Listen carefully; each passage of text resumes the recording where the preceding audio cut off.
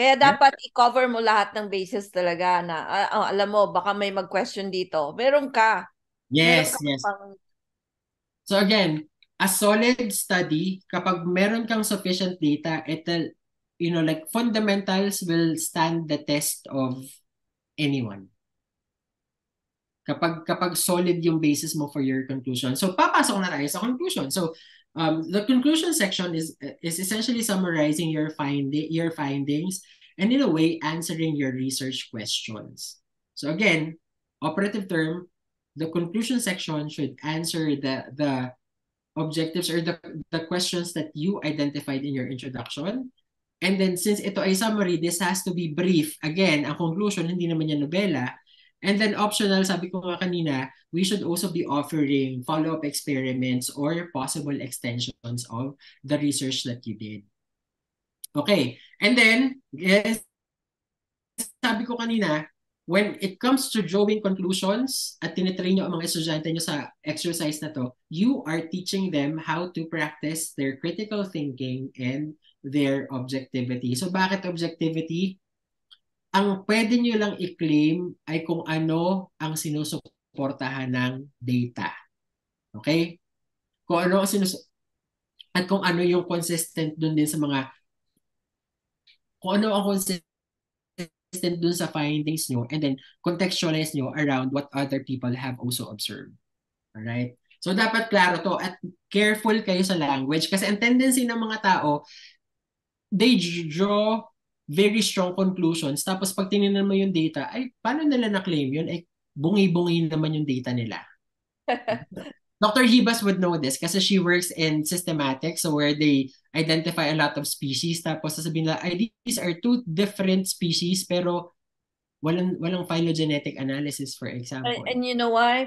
Kaya bungi-bungi. Kasi ang dami nilang hindi sinama, nakasama dun sa grupo dapat. Yes. All Oo. right. Okay. So, ito yung mga best practices muna sa pagdraw ng conclusion. So, unang-una, so yun bang sources of information, yun bang information na nakukuha nyo consistent? Okay? Consistent ba yung ebidensya ninyo dun sa inyong claim? So, if I say that, oh, this water has high metal content, across all your samples ba, nakikita mo ba yung high metal content? For example, meron bang consistency yung evidences mo? So for example, if you did 5 experiments, tapos tatlo inconclusive, tapos may dalawa ka na consistent dun sa expectation mo, at ang ginawa mong conclusion ay therefore, oh, mataas ang metal content dito kasi I observed it in 2 out of the 5 samples. Medyo mag-question ka dyan. You're over-concluding. Hindi sapat ang basehan mo or ang iyong ebidensya for you to draw that conclusion. Alright? Okay, Meron Arman? kasi si Sir Sandy. Opo. Sir, ano po yung tinatawag na first and second degree citation? Ay, hindi. Alam ko yan. Sige, Mama Connie. Ano yon? Yung first degree, yun yung original talaga. Bawa, yung article, sila yung original na gumawa ng experiment. Pero yung second degree, as cited by. So yung sinasite mo, sinite din lang nila yung isa. So yun yun. Alright. Pero Okay. wag mo lagi gawin yung second degree. Yep, mas okay yung first degree. Oh, at saka kung yung first degree, babalik na naman ako doon. Kung yung first degree mo ay 20 years old, balik ka doon. Mm. Ayan, Yun alright. yun. Kasi minsan kasi Jeff, hindi mo nakikita yung, halimbawa, kailangan mong hindi mo ma-access yung original. Mhm. So, yun na lang ang recourse mo na lang, sasabihin as cited by this person, that person. Ay, kung hindi na accessible na po, hindi na po. Inaccessible ko. Okay, alright. Okay, now, so, when it comes to drawing conclusion, so, question rin, yung bang data nyo ay reproducible based on empirical studies or data, no? So, again, kasi may tendency din kasi ang mga bata, kahit hindi, wala ka naman nakikitang trend sa experimental data mo, may conclusion pa rin sila. So, again, i-challenge nyo po ang mga bata sa ganyan na ang claims nyo dapat sinusuportahan ng data. Okay, na again, yung term is cherry picking. So JP would be able to know this kasi like he studied meteorology na yung ginamit kong analogy kanina JP was kung 5 yung samples mo, tas yung expected results mo nakita mo lang sa 2 samples, hindi ka pwede Mhm. mag-conclude out of the 2 samples. Inignore mo na yung tatlo. Oo. Oy, outlier yung tatlo. So therefore, wag ganon. Pagka negative yung result ng iba, i-neglect nyo na lang po. So again, look for trends. So gaya nga po sabi, dapat reproducible based on empirical data, statistically reputable yung Yeah. result niyo. Alright, okay. Hindi ka kakabahan. Yes. Mhm. And again, term po is cherry picking. Naku, ang daming gumagawa dyan. Okay, next. Yes, Mama Con. Tama. Cherry Yeah. picking talaga. Yes. Next question, when you're drawing conclusions, are my information sources credible? Okay, di ba? Di ba yung sabi niya po, merong study dito nagsusupport sa conclusion ko. Meron ditong study go against my conclusion. You also have to be very careful when it comes to citing those references. So yung sinabi nga po namin kanina na make sure hindi galing sa predatory journals yung information nyo. Kasi that can very easily skew yung conclusions nyo. So dapat again, alam nyo rin, sino ba yung key personalities or key participants in that field. So dapat po kinikilala nyo rin yan. You should be part of that community and alam nyo na most likely ang groups na merong credible body of knowledge or work when it comes to this area, ito. So therefore, i-check nyo.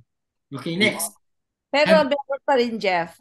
Katulad nun, sinasabi ko nga sa'yo, nagkamali sila, tapos hindi nila kinorek. Nape-perpetuate yung kamalian na yon sa mga, kasi sinasite sila ng sinasite. So tumataas yung credibility naman nila. Oo, pero mali. Kaya dyan ako galit. Yun ang beef ko talaga.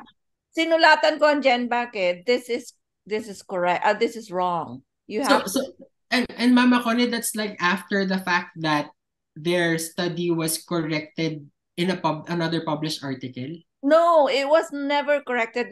Nakita ko lang yung error. So halimbawa, may sequence. Sinabi nila na ito yung sequence nitong type strain na to ng fungus. Tapos, nung gumawa ako ng study, bakit sila magkadikit? They're supposed to be different species. Dapat magkalayo sila. So, tiningnan ko ngayon yung sequence. Meron akong mismong authentic strain. Tiningnan ko. Magkaiba. So, somebody sa kanilang lab made a mistake in uploading the sequence. Ginamit nila sa kanilang paper, iba na ang picture. Diba? Kasi mali na siya. Okay. So siguro po, this is an issue naman of ethics. Oo. So ngayon, sinite sila ng isa namang paper from another lab. Halimbawa, ito galing sa Spain. Sinite sila ng isang paper sa Korea, tsaka sa Thailand. So madami na. So na-perpetuate na yung mistake. Yes. So siguro po, ito lang din, ito din kasi yung tricky na aspect ng career sa R&D, no? Sa research and development na, mahirap talagang i-probe yung credibility and reputation without us knowing all these. Kasi syempre ito lalabas lang to kapag naging kaso na. Di ba po usually, for example, yung sa Stanford professor na meron palang pagdodoktor. Exactly. So, sometimes po yung measure of credibility is based on reputation. But then siguro po, i-qualify ko na lang din yung ginawa kong recommendation that usually yung reputation is a mark of credibility but it's not absolute. Take it with a grain of salt. Yeah. So, posible pong mali din sila. And then siguro yung view nyo na lang din po is siguro look broader if you're on the fence sa paniniwala sa kanila. Meron pa bang iba na gumawa na kaparehas ng ginawa nila? Pero again, mahirap siya kasi pag nagpo-proliferate yung mali nilang information, so ipapasa-pasa lang din yan. Napasa talaga. Yeah. And then siguro I guess like I think ang magandang point na to is again, you're contextualizing it against what other people did. So if you ever end up leveraging insights from a study na napatunayang mali, wala ka namang malis na ginawa, wala namang malis yung paggamit mo nun kasi you operate in good faith. In good faith, yeah. In good faith. So ang ano na lang dun is, like if you realize that, ay, mali pala yung context na yun, and you have published a paper, you can also issue an erratum. You can make that clarification. And So they have to. Pero kasi kung sa'yo yon, katulad nun, ako ang naka-discover nung mali. So, sa experiment ko pa lang, nakita ko na. So, hindi ko na siya pinablish. Kasi alam ko mali eh. Mhm. Diba? So, yes. yun din ang doon, may Yeah. giging critical ka rin. Yeah. If something doesn't make sense, that's a red flag. Move on. Yes. Alright. And alam mo yung maganda dyan, minsan pag nagkakasama-sama ang mga scientists sa conferences, doon nila inilalabas yan sa Q&A. Yeah, doon ka mapapahiya. Doon sila nag-aaway-away. Ayan. So minsan attend din po kayo ng conferences para makita nyo kung sino ang na-challenge at hindi. Ayan. Alam mo, yun ang magandang gawin sa mga estudyante. If they're able to go to conferences, marami naman sa Pilipinas, di ba? Yes Para po. ma-expose lang sila sa ganyan. Pero, I think, yes, maganda din po siya. Pero siguro po, ang training ng mga guro na pwede nyo ibigay sa mga estudyante nyo po is to teach your students to engage in a healthy debate. Na, does it make sense? I don't think that makes sense. Na may ganong usapan at sasagutin nila using data na hindi sila napipikon.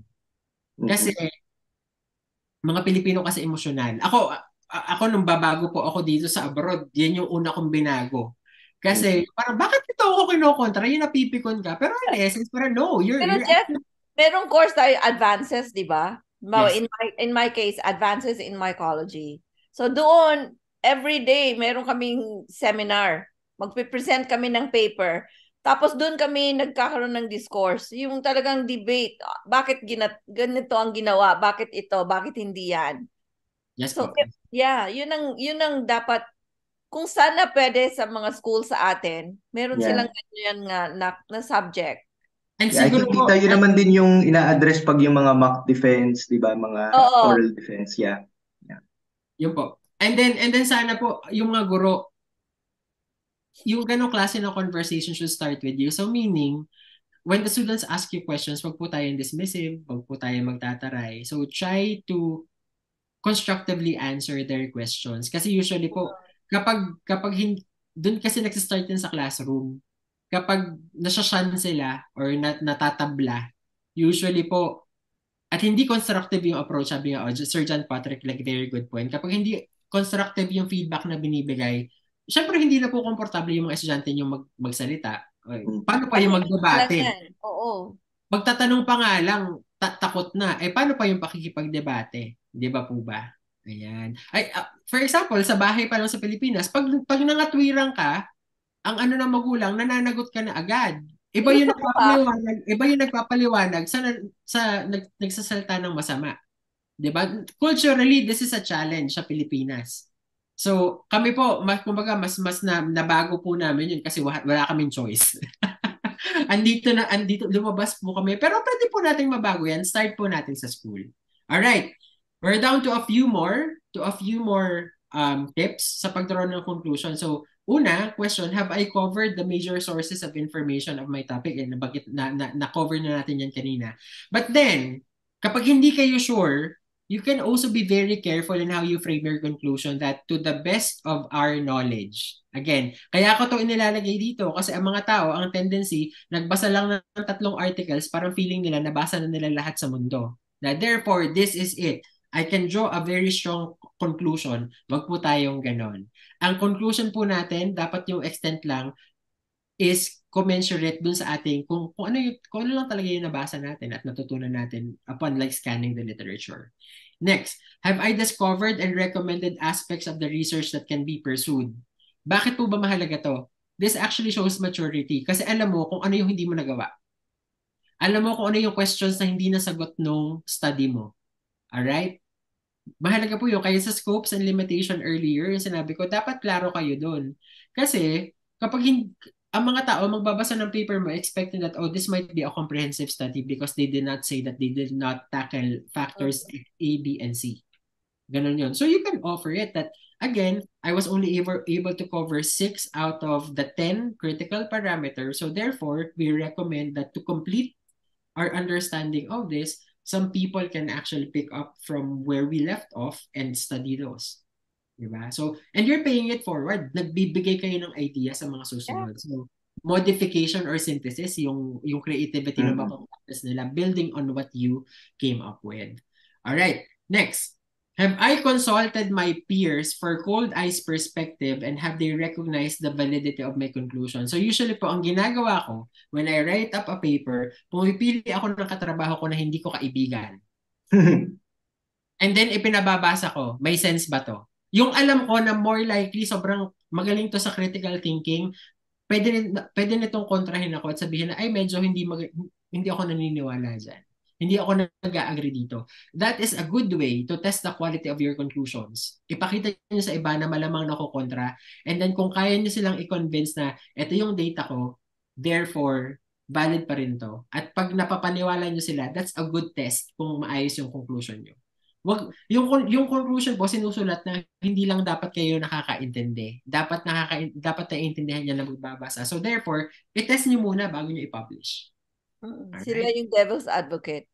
Yes, exactly. All right. And then lastly, have I drawn strong conclusion? So meaning, solid ba? Yung meron ba akong sapat na, no? Kung magyayabang ako, meron ba akong ipagyayabang? Parang ganun po yung analogy. Kung feeling nyo naman po, ay walang masyadong ipagyayabang, dapat i-express nyo rin yun na, given the data that we generated from this study, we can only claim this. We cannot claim the entire world, but we'll be able to claim that from this perspective, colloidal synthesis is better, but then we have not really explored all possible conditions like using hydrothermal methods. Pwedeng ganoon po. For example, when it comes to the different organic templates na ginamit ni JP, yung comparison namin is out of like 2 or 3 different chemicals, but then there could be other ways by which it's improved by using other systems. So ganun po. So dapat contextualize. Ang i-claim nyo ay base lang din sa kung anong inyong nagawa. Alright? And then, siguro ito, yun, sa examples lang din, hindi ko na din po na-adjust yung context, but then essentially dito, yung research objective niyo sa simula ay develop an anti-cancer drug na mura, na size uniform. Essentially, sa conclusion nyo, dapat, yun yung sagot doon sa in-express nyo sa introduction in the form of a research question or your hypothesis. So again, sabi dito, in vivo synthesis with mice breast cancer cells revealed that globular gold nanoparticles within the 5 to 10 nanometer size exhibited anti-cancer properties superior to those of nanoparticles with random size distribution. So ganun po. So again, dapat klarong-klaro pero maiksi lang. Hindi siya yung another results and discussion ng inyong conclusion section. All right. So talking about, atom economical approach of synthesizing it, ano yung method na gumana, na mas maganda. So again, hindi nyo i-rehash yung results nyo. You're just highlighting that you did the work, you tested it, ito yung data, ito yung nakuha naming resulta. Alright? Okay. And then, siguro ito, pahapyaw, before time, kung gusto nyo pa mag-Q&A, references. So, ito po non-negotiable. You have to unang-una, reference your sources of information. Give credit to where credit is due. And then, usually ang tanong, sir, ano pong format? Depende po kung anong type ng article ang susulatan nyo. And usually, if you're publishing, each journal has its own preferred format for citing articles. So, hindi ko po kayo sasabihin na ito yung gagawin yung format sa pagsusulat. Pumunta po kayo, may guidelines po yung mga journal houses na yan and yung mga publishing institutions. Saka to make your life easier, gumamit kayo Exactly. mga EndNote, mga... Yes. Meron na po kayong mga tools. Meron na po kayong, even Microsoft Word, di ba? Meron na silang citation tools. Yung mga libre naman, katulad ng Zotero, Yung Yes. EndNote, yun ang ginagawa ko. Kasi madali. It Yeah. makes your life very easy. I remember using EndNote for my dissertation. May bayad pa yun dati, Mama. Parang I think $100. Meron naman hanggang ngayon. Kaya lang. Oo. Ayun po. And then, very convenient. Pero nakalimutan ko na. I have not... I-YouTube mo na lang ulit. Ililist na niya eh. Ililist na niya yung sa baba. Yeah.